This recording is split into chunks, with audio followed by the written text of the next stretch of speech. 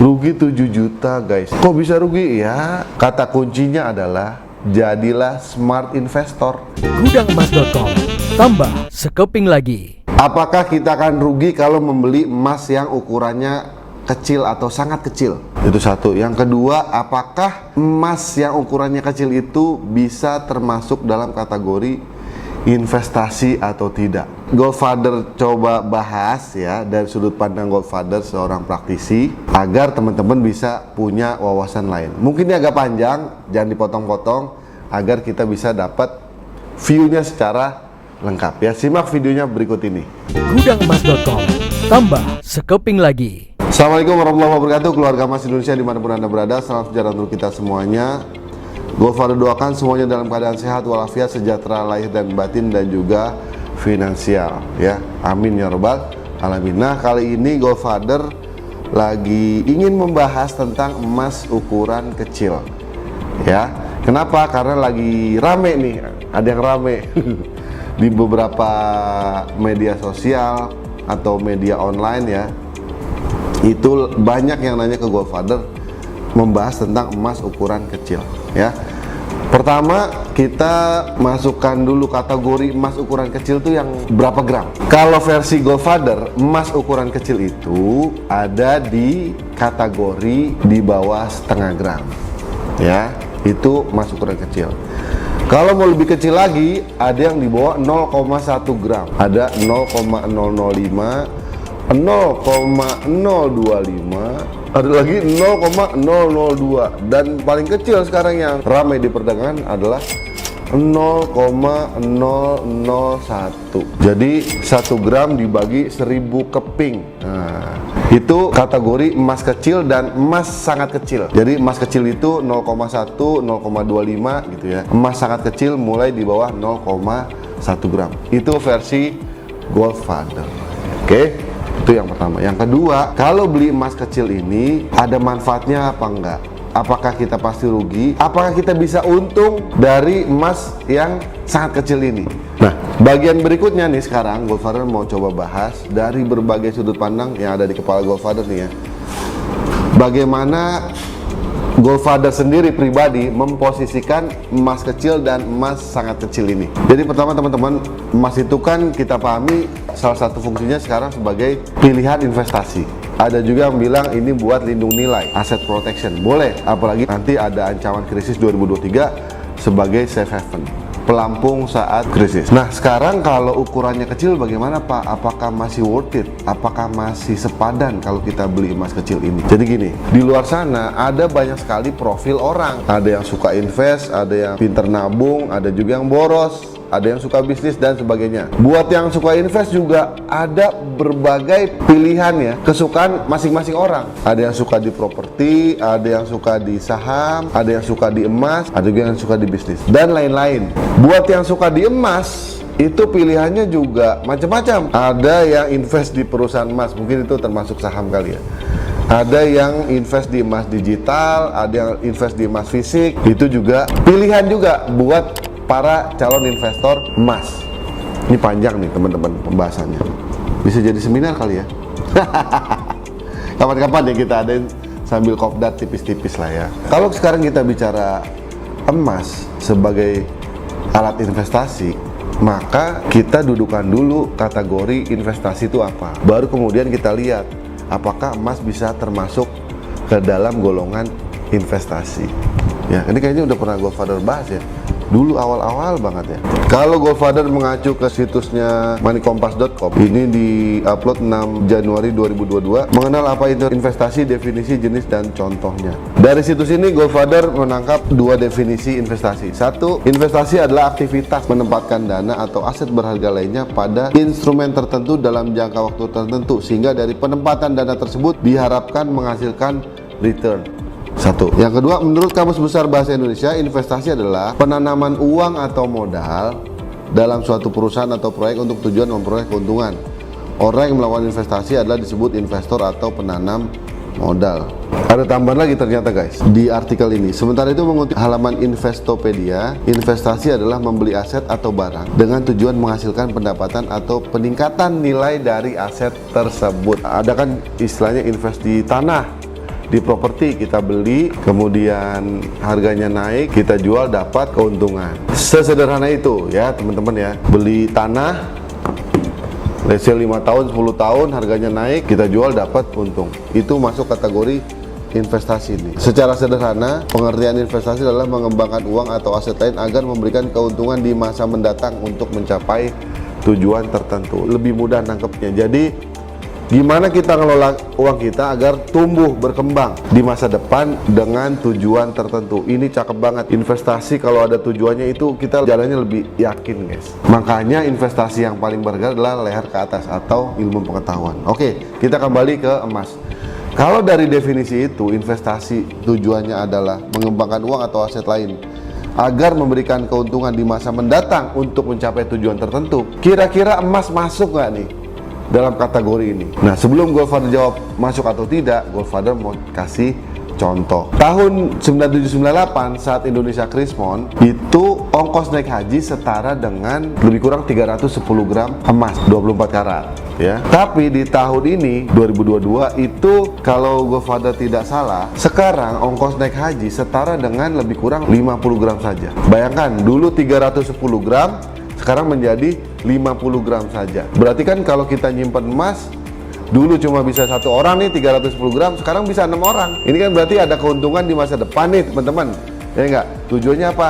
Buat naik haji. Kalau ngelihat dari fakta dan data ini, maka Goldfather menangkap emas bisa dijadikan sebagai alat investasi. Itu yang pertama. Yang kedua, kita juga mengenal emas sebagai alat lindung nilai. Contohnya udah sering banget Goldfather sampaikan. Dulu 1 dinar ya bisa membeli 1 ekor kambing. Dulunya kapan Goldfather? Itu 1000 tahun yang lalu, 1400 tahun yang lalu. 1 dinar 22 karat 4,25 gram mempunyai daya beli untuk 1 ekor kambing. Di zaman saat ini 1400 tahun kemudian, ternyata 1 dinar tetap mempunyai daya beli senilai 1 ekor kambing. Dari konteks ini berarti kita melihat bahwa emas bisa berfungsi sebagai lindung nilai aset kita. Itu teman-teman fungsi-fungsi emasnya lah gitu kalau kita mau detailkan satu demi satu. Karena kadang suka pada debat kusir, emas itu bukan investasi tapi lindung nilai.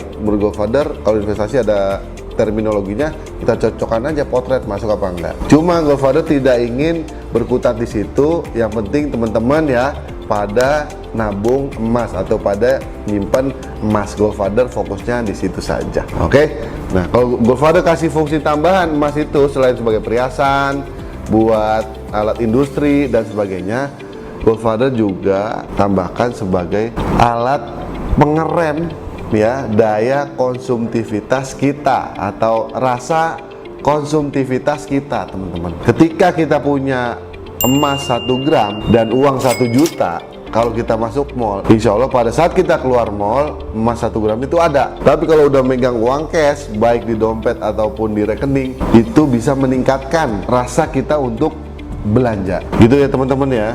Walaupun itu singkat, tidak langsung serta-merta, oh beli emas langsung naik harganya kita jual. Kadang kan orang melihatnya hanya dari sisi angka-angka itu, tapi sebenarnya yang kadang banyak yang lupa menurut Goldfather adalah bahwa kita bisa melindungi uang kita dari rasa konsumtivisme kita. Itu juga sebuah hal yang diperhitungkan sebagai keuntungan. Kenapa? Karena kalau enggak uangnya habis, gak jadi apa-apa. Nah, itu pijakan yang kedua.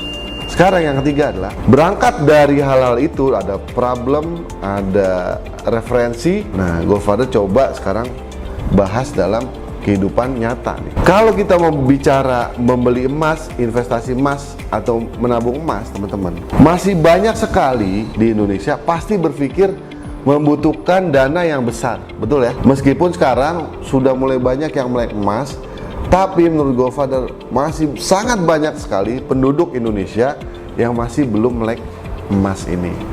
Ya, itu yang pertama.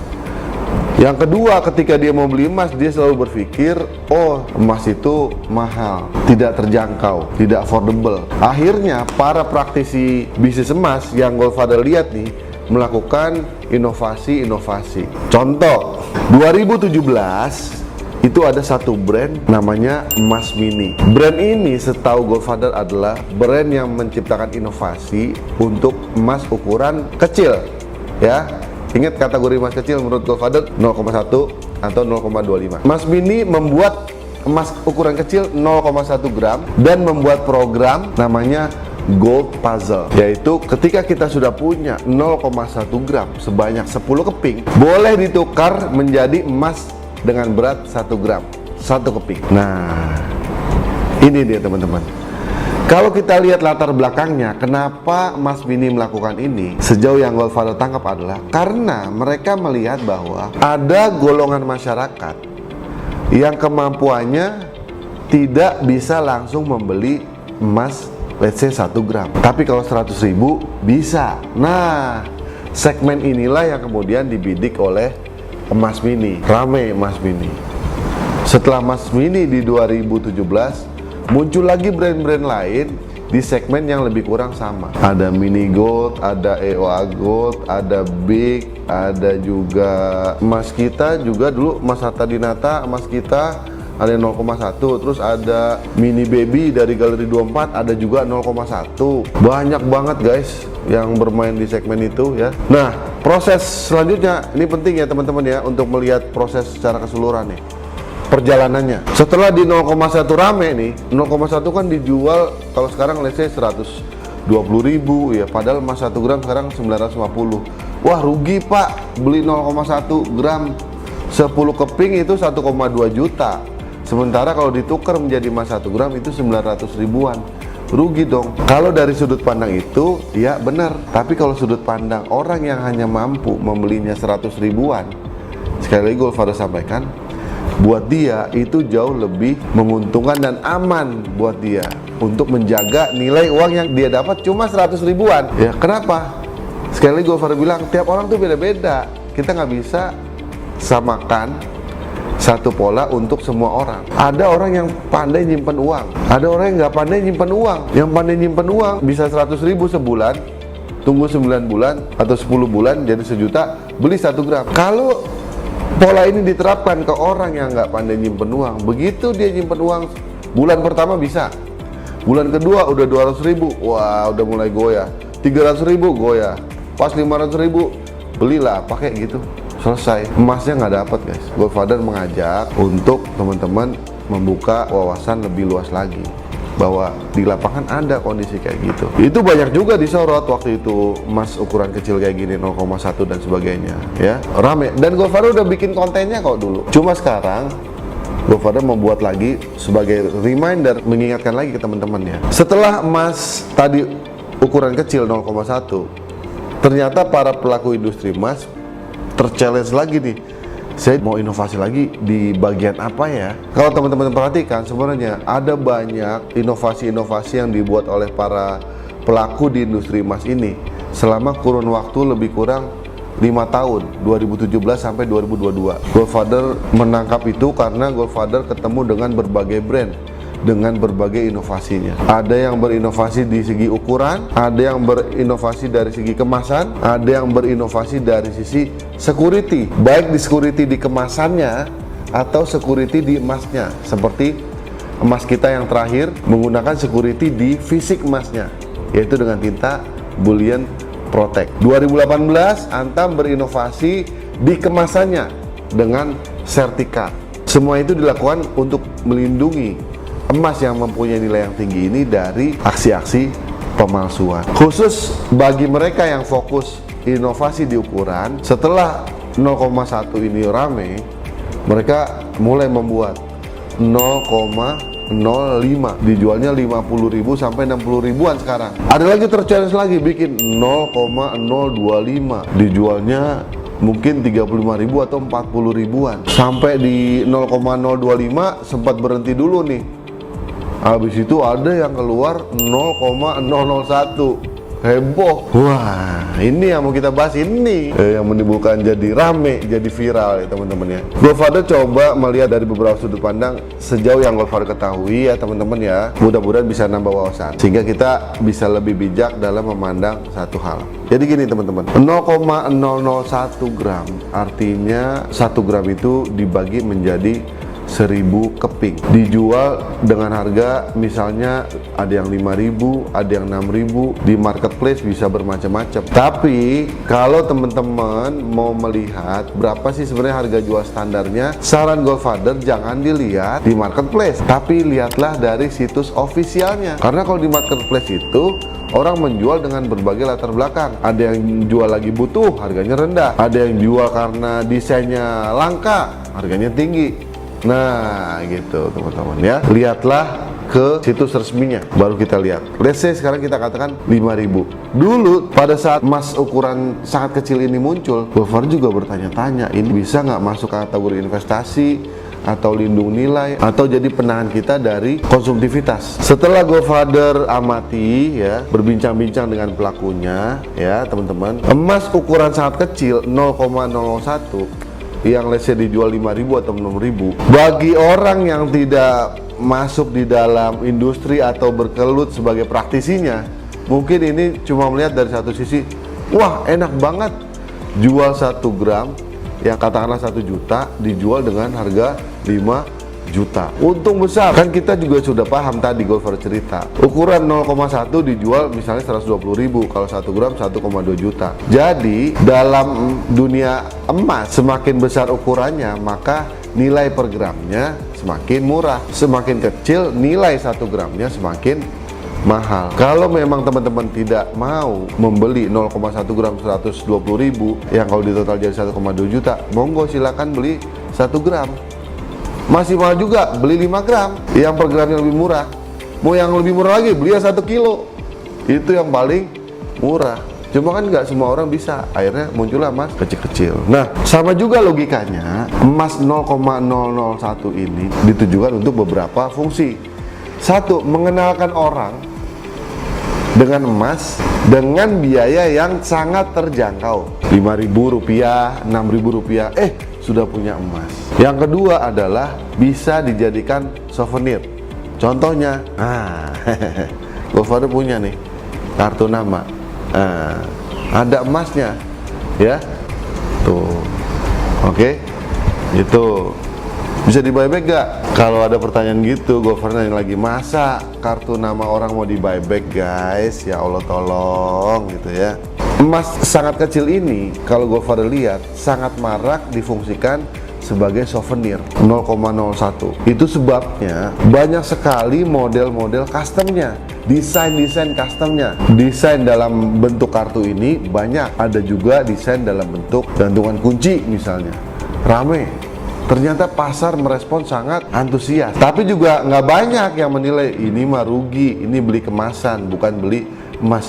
Itu pun nggak salah ya teman-teman ya. Pertanyaan berikutnya adalah ketika mau di buyback bagaimana? Nah, ketika mau di buyback ada misalnya yang protes, itu beli emas 5.000 atau 6.000, ketika di buyback hanya dihargai nilai emasnya saja, let's say 800 atau 900. Wah, ini mah pembodohan Godfather ya, ini penipuan. Nah gini teman-teman ya, sekali lagi Godfather mengikuti perjalanan dunia emas ini bukan cuma sekarang aja, tapi Godfather liatin berbrand-brand itu bagaimana berproses. Hal seperti ini dulu juga sudah dialami oleh emas kecil 0,1 gram. Ketika dijual ada yang buybacknya tinggi, ada juga yang hanya menilai emasnya saja 80 ribuan. Kalau ada kondisi seperti itu, apa yang salah? Godfather tidak ngomong siapa yang salah, tapi apa yang salah? Menurut Godfather, yang salah adalah saat kita memilih tempat buybacknya. Ya, dulu emas kecil 0,1 graman kalau dijual ke toko emas dinilai emasnya saja 80.000. Tapi kalau dijual kembali ke distributornya, itu kan punya potensi untuk dapat buyback lebih tinggi. Itu teman-teman. Jadi salah caranya. Kenapa caranya salah? Mungkin ilmunya belum di-upgrade teman-teman.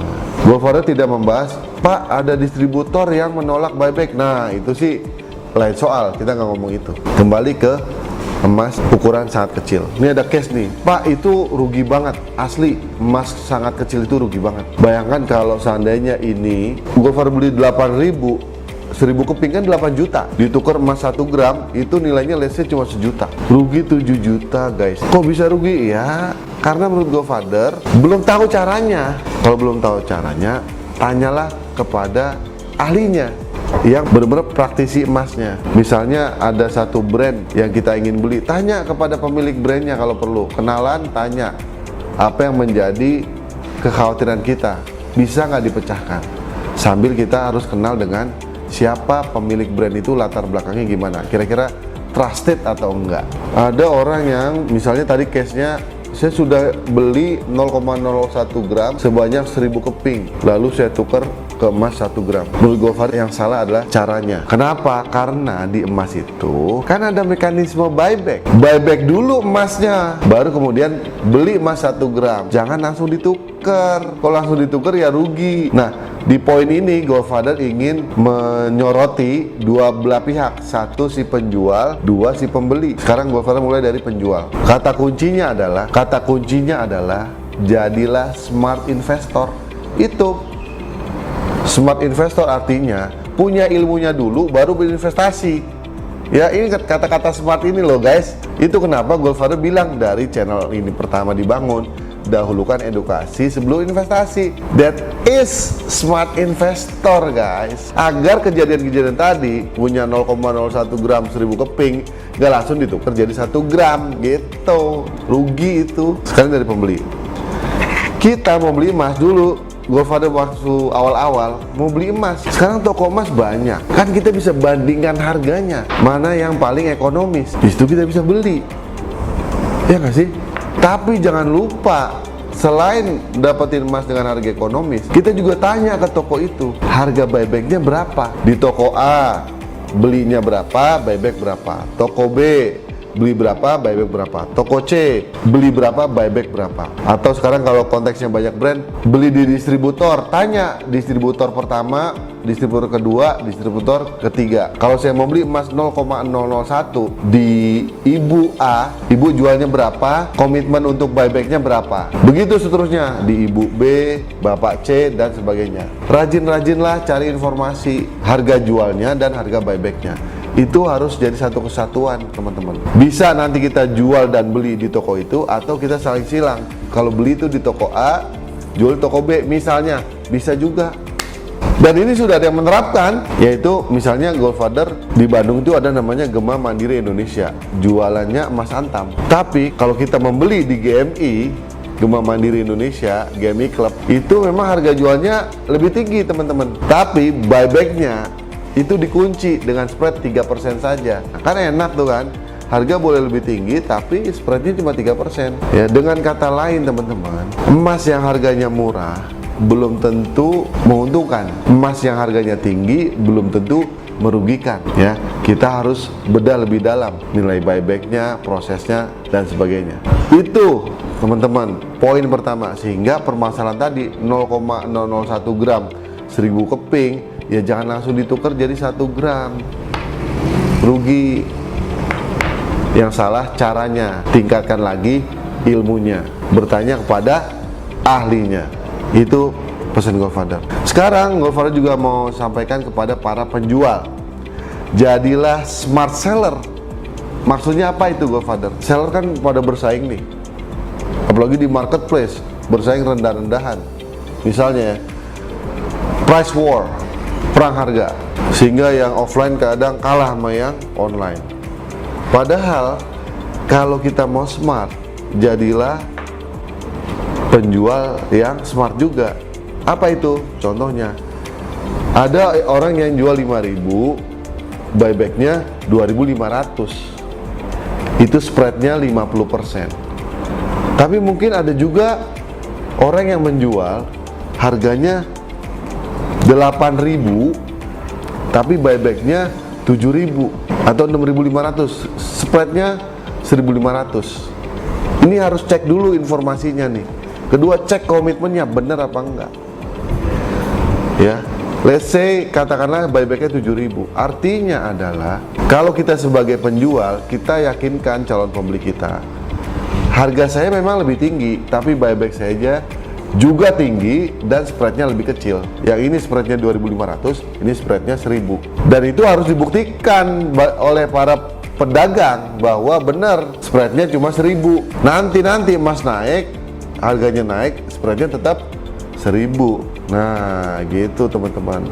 Kalau bisa menjual dengan komitmen seperti itu, insya Allah para pembeli lebih memilih yang harganya lebih mahal. Kenapa? Lebih terjamin buybacknya, lebih menguntungkan gitu teman-teman. Jadi tadi jadilah smart investor atau smart buyer, dan bagi pedagang jadilah smart seller. Bagaimana membuat konsumen kita itu puas, untung. Semangatnya itu dulu, saling menguntungkan. Nah, dari segala uraian itu teman-teman ya, sebenarnya emas ukuran kecil atau ukuran sangat kecil disebut masalah, menurut Goldfather enggak juga, tergantung bagaimana kita menyikapinya.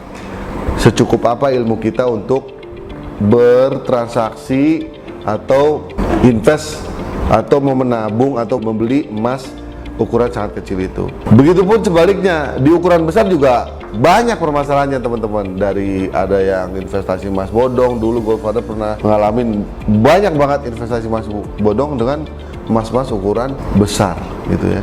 Jadi kalaupun kita nggak cocok dengan ukuran emas kecil, it's okay. Saya nggak mau apa, ya nggak apa-apa, nggak usah dipaksa. Tapi banyak juga orang yang cocok 0,001 dijadikan souvenir, misalnya bundling produk dengan fashion, beli jilbab dapat souvenir. Souvenirnya apa? Emas. Ini teman-teman, walaupun sangat kecil, ini beda loh kesannya atau impresinya ketika orang itu nerima. Kok Goldfather bisa ngomong gitu? Iya, karena setiap orang yang Goldfather kasih kartu nama ini kaget, ih ada emasnya, ini benar buat saya. Iya, wah saya juga kepengen. Nah, jadilah bisnis. Satu kartu nama ini kalau udah dikasih jadi pesanan 100 kartu nama. Itu Goldfather mah jualannya kartu nama, souvenir ya. Gitu teman-teman ya. Sebenarnya setiap ada problem itu ada solusi, dan ketika kita menemukan solusi bisa jadi uang atau bisnis teman-teman. Teruslah belajar ya. Ini sudut pandang Goldfather agar teman-teman juga bisa lebih ya, mudah-mudahan lebih nambah lah wawasannya. Silakan teman-teman bahas di kolom komentar. Ini sangat panjang. Kalau ada kopdar ya alhamdulillah. Ini konten paling panjang Goldfather kayaknya ini nih. Tidak harus ikutan orang yang suka emas kecil atau sangat kecil. Kalau kita nyamannya tuh di mana, ukuran berapa, it's okay. Dari segi ukuran, nyamannya di brand apa, pilih aja sesuai kenyamanan teman-teman. Nyamannya di toko mana, pilih aja. Karena investasi atau perencanaan keuangan bersifat sangat personal. Bisnis aja bersifat sangat personal. Transaksinya itu emosional, at the end emosional gitu teman-teman ya. Lebih kurangnya mohon maaf, Goldfather open for discussion. Sorry kontennya kepanjangan, tapi ya mudah-mudahan bisa bermanfaat buat kita semua. Tetap semangat menyongsong 2023 dengan tambah sekeping lagi menuju One Family One Kilo for Better Indonesia. Dah, assalamualaikum, semangat ya.